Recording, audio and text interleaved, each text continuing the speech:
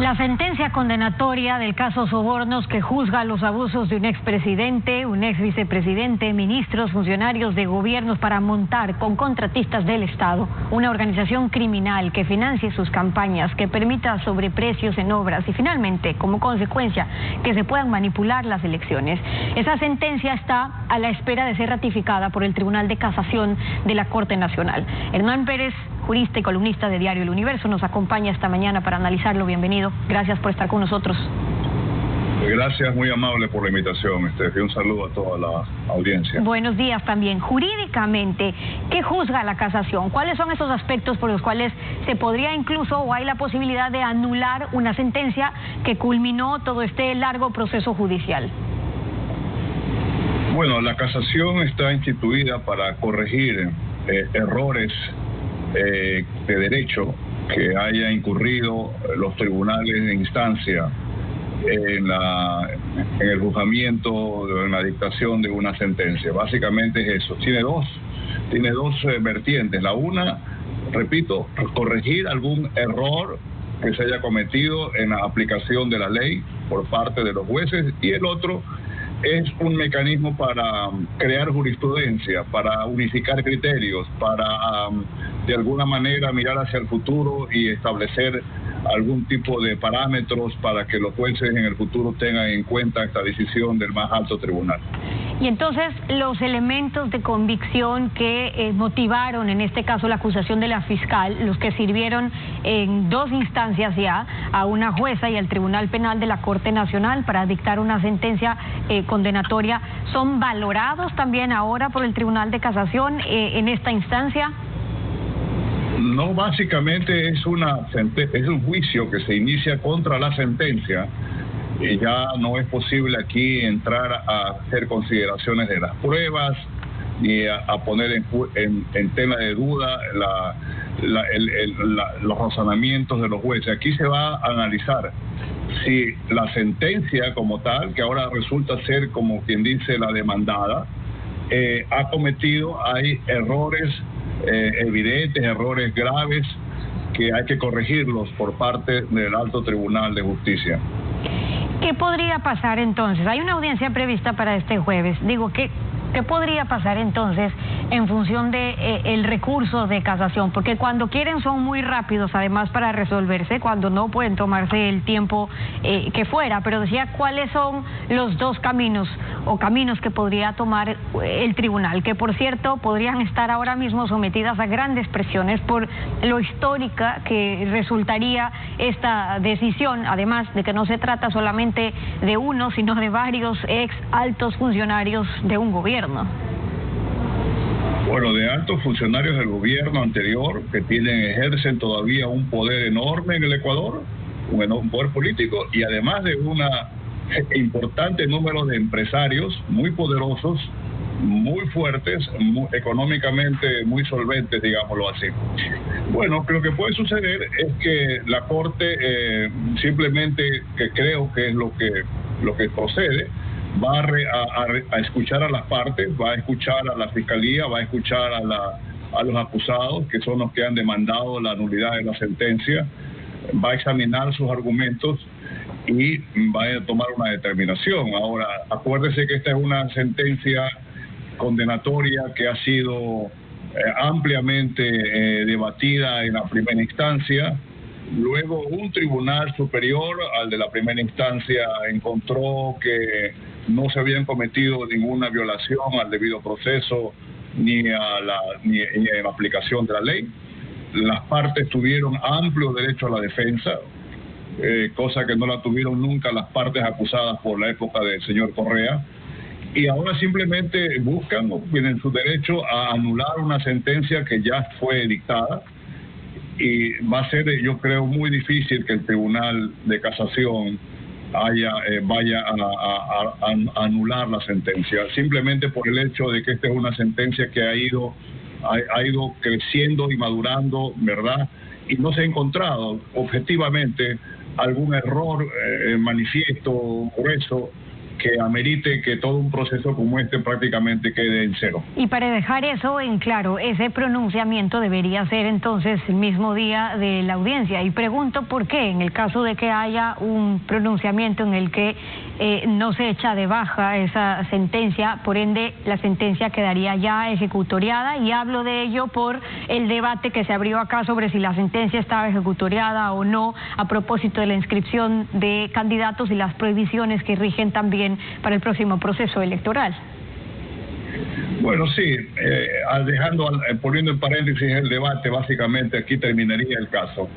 Aquí terminaría esta decisión.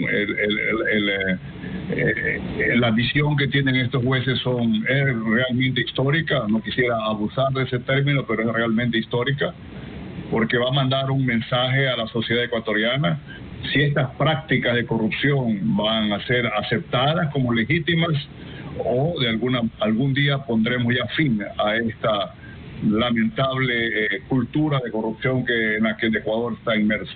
Ahora, más allá de este caso puntual, lo que hay de fondo de una sentencia o un caso como este, además de reconocer a un autor inmediato, jurídicamente se dejaría sentado un precedente importante en estos mecanismos de sobornos, en cómo funcionan los pagos de coimas, porque aquí ya no aplicaría por lo menos el así mismo es, así es cuando se quiere contratar con el Estado, hay que pagar un peaje, no es ahora, son sistemas que quizás se han ido perfeccionando, pero que tienen a la ciudadanía ecuatoriana ya hastiada cuando le han robado hasta la salud. Bueno, efectivamente, pondría fin, por ejemplo, a una tradición ecuatoriana muy marcada, de que aquí se denuncian delitos y simplemente no hay culpables. No hay nadie declarado culpable, nadie enjuiciado penalmente. Y efectivamente se pondría fin a una práctica de corrupción en la cual básicamente la sociedad ecuatoriana está realmente hastiada y ya está prácticamente enterrada en esta situación tan grave como la de coimar para obtener contratos que encima son contratos mal hechos y con sobreprecios. Ahora, hablando de esos sobreprecios, si comparamos el monto de las irregularidades cometidas en varios contratos de obras públicas, esas que las llamaron como obras emblemáticas, ¿podría resultar o verse un tanto insignificante incluso el dinero o el monto del dinero que se está manejando en el caso sobornos?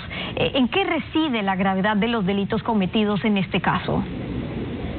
Reside en que se cometió y se organizó toda una red de corrupción desde el más alto nivel del gobierno nacional.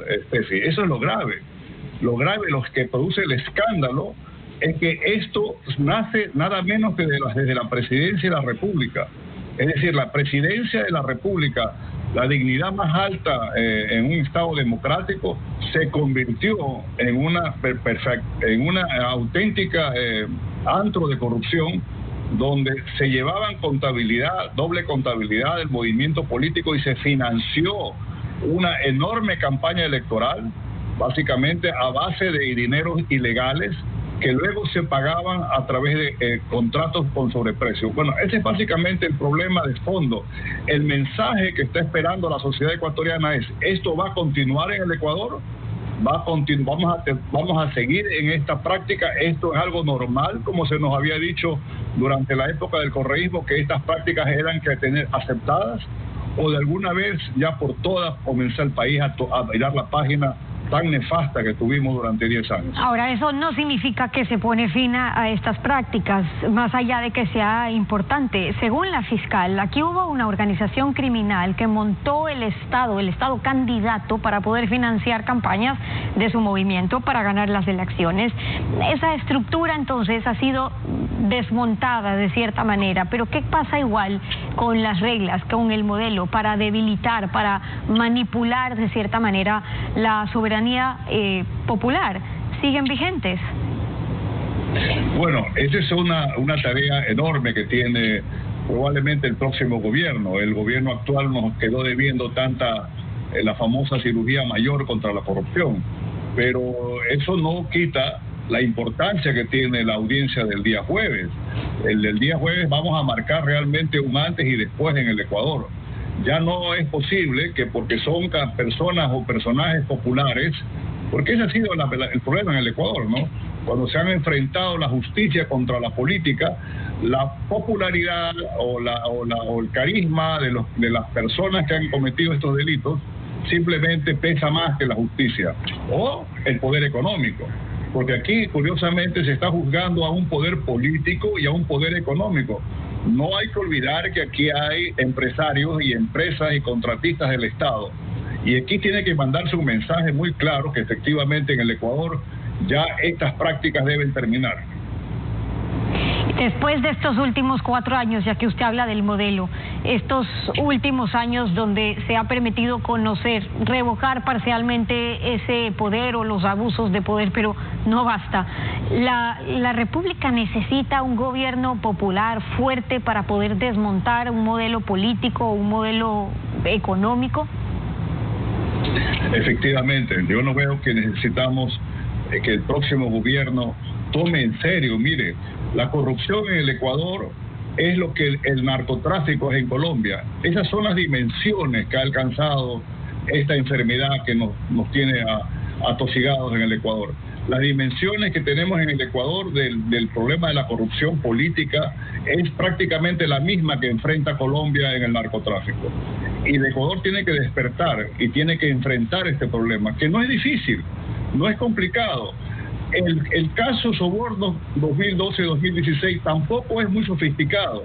Es una práctica común en la que se han enfrentado jueces también en Perú, en Brasil, en Panamá, gobiernos de izquierda, gobiernos de derecha.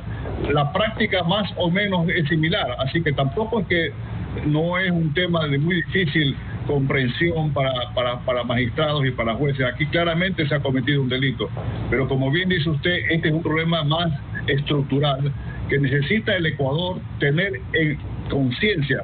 Usted recordará que por años muchos políticos nos decían a los ecuatorianos que el tema de la corrupción no importaba, que no traía votos, que no era algo popular la corrupción y que no había prácticamente ni que hablar del tema porque la gente se aburría, que al electorado había que hablarle de cómo darle empleo y cómo darle de comer y cómo construir vivienda. Eso era todo.